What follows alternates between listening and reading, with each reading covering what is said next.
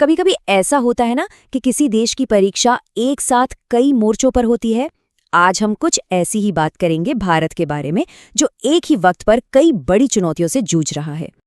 तो चलिए इन चुनौतियों को एक एक करके देखते हैं। सबसे पहले बात करेंगे सीमा पर हुई एक बड़ी मिलिट्री हलचल की, जिसने पूरे इलाके में कह सकते हैं तनाव काफी बढ़ा दिया है।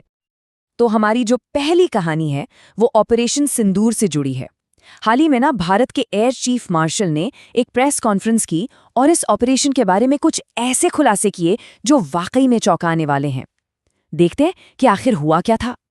देखिए, इस प्रेस कॉन्फ्रेंस की जो सबसे बड़ी, सबसे हेडलाइन वाली बात थी वो ये कि भारतीय सेना ने पाकिस्तान के 9 से 10, जी हाँ 9 से 10 आधुनिक लड़ाकू विमानों को मार गिराने का दावा किया है। अब ये किसी भी सैन्य टकराव में एक बहुत बहुत बड़ा आंकड़ा होता है। और इस हमले की जो खास बात थी वो ये कि इसमें सिर्फ फाइटर जेट्स को ही निशाना नहीं बनाया गया था। नहीं, रेडार सिस्टम, कमांड सेंटर्स और यहाँ तक कि एयरबेस को भी बहुत भारी नुकसान पहुंचाया गया। मतलब ये पाकिस्तान की हवाई ताकत पर एक सोचा समझा बड़ा स्ट्रेटेजिक हमला था। एयर चीफ मार्शल ने इस बात पर खास तौर पर जोर दिया कि ये हमला सिर्फ ताकतवर नहीं था, बल्कि एकदम सटीक, जिसे कहते हैं ना प्रिसिजन स्ट्राइक, वो था। जरा सोचिए, 1200 किलोमीटर के इतने बड़े मोर्चे पर दुश्मन के इलाके में 200 किलोमीटर अंदर तक जाकर हमला करना, ये अपने आप में एक बहुत बड़ी सैन्य कामयाबी मानी जाती है। और हाँ, इस ऑपरेशन में एक और कमाल की चीज हुई। एक निगरानी विमान को 300 किलोमीटर की दूरी से मार गिराया गया। 300 किलोमीटर!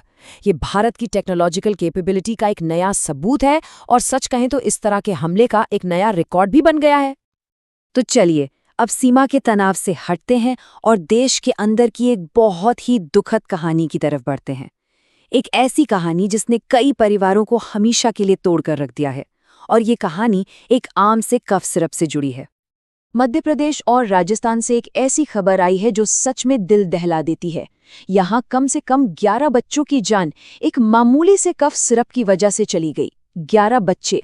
ये पूरा संकट असल में सितंबर में शुरू हुआ, जब मध्य प्रदेश के एक जिले से बच्चों की मौत की खबरें आनी शुरू हुईं। और बस 1 महीने के अंदर अंदर मामला इतना गंभीर हो गया कि सरकार को फौरन जांच के आदेश देने पड़े। इस पूरे मामले में जो सबसे ज्यादा परेशान करने वाली बात है वो ये कि सरकारी जांच और जो पीड़ित परिवार हैं उनके बयानों में जमीन आसमान का फर्क है। सोचिए, एक तरफ सरकार कह रही है कि सिरप में कुछ भी खतरनाक नहीं मिला, और दूसरी तरफ वो परिवार हैं जो अपने बच्चों को खो चुके हैं। तो इस पूरी घटना के बाद सरकार ने पेरेंट्स के लिए कुछ बहुत ज़रूरी गाइडलाइंस जारी की हैं, और ये ऐसी बातें हैं जो हम सबको जानना बहुत ज़रूरी है। तो मिलिट्री और हेल्थ क्राइसिस के अलावा भारत एक और तरह के दबाव से गुजर रहा है, और वो है पॉलिटिकल टेंशन। इसका सबसे ताज़ा उदाहरण हमें लद्दाख में देखने को मिला, जहां एक जाने माने एक्टिविस्ट को गिरफ्तार कर लिया गया। अब इस मामले में एक्टिविस्ट सोनम वांगचुक की पत्नी ने कोर्ट में हेबियस कॉर्पस यानी बंदी प्रत्यक्षीकरण याचिका दायर की है।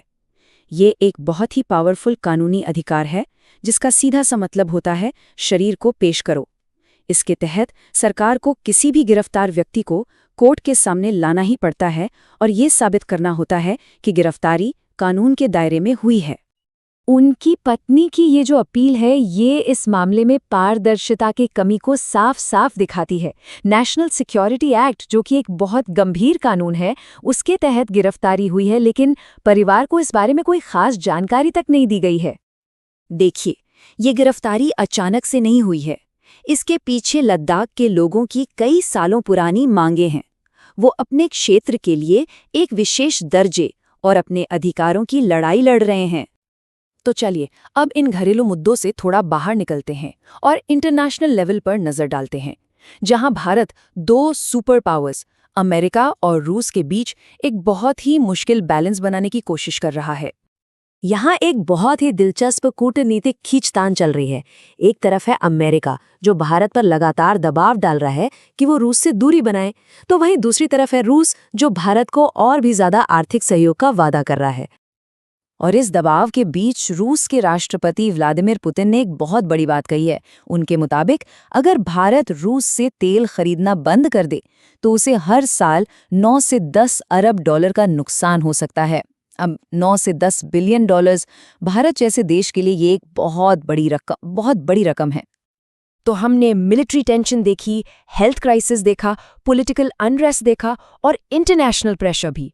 तो सवाल ये उठता है कि जब किसी देश पर हर तरफ से इतना प्रेशर हो तो वो अपना रास्ता तय कैसे करता है? तो कुल मिलाकर भारत एक ही समय पर कई तूफानों का सामना कर रहा है। सीमा पर आग है, घर के अंदर बीमारी है, समाज में कुछ दरारें हैं और दुनिया में बैलेंस बनाने की एक बड़ी चुनौती है। और ये सब हमें उस सबसे बड़े सवाल पर लाकर खड़ा कर देता है जिसका सामना आज भारत कर रहा है कि जब कोई देश अंदर और बाहर दोनों तरफ से इतने दबावों से घिरा हो तो आगे का रास्ता क्या होगा? जाहिर है इसका जवाब इतना आसान नहीं है।